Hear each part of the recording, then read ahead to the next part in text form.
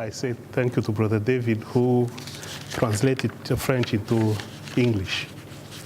So I'm going to work on my French. Chers frères, nous lisons dans le psaume de ce soir, « Mon âme s'épuise à désirer les parvis du Seigneur.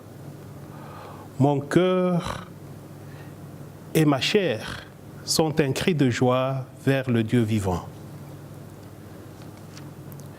Dieu qui est amour, il nous invite aussi à le désirer, lui, et à l'aimer de tout notre cœur et de toute notre âme. Aimer Dieu, c'est savoir tout lui donner et ne rien garder pour soi. Mon âme s'épuise à désirer les parvis du Seigneur. Aimer le Seigneur, c'est aussi savoir dire oui à sa volonté. Un oui sans réserve, à l'exemple de la Sainte Vierge Marie.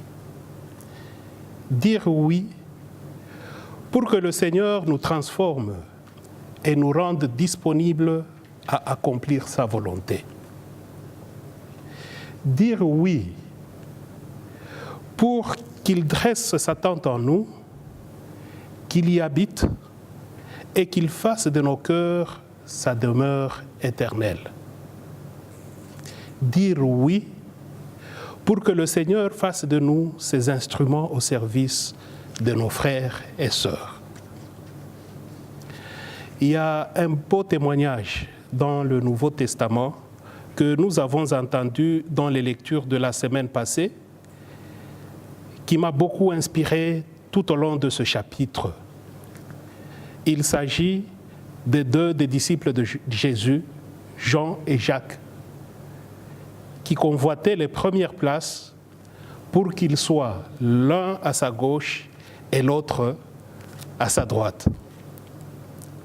À la question de Jésus, à savoir s'il pourrait souffrir comme il souffrirait lui-même, ils diront « nous le pouvons ». Voilà ce qui est important. C'est d'accepter de marcher sur les traces de Jésus, de partager la coupe de sa passion. C'est de savoir dire oui à sa volonté en toute humilité et de rester ainsi fidèlement attaché à sa parole de vie, sans chercher ni honneur, ni gloire, ni prestige, ni privilège. Tournons-nous, chers frères, vers Dieu.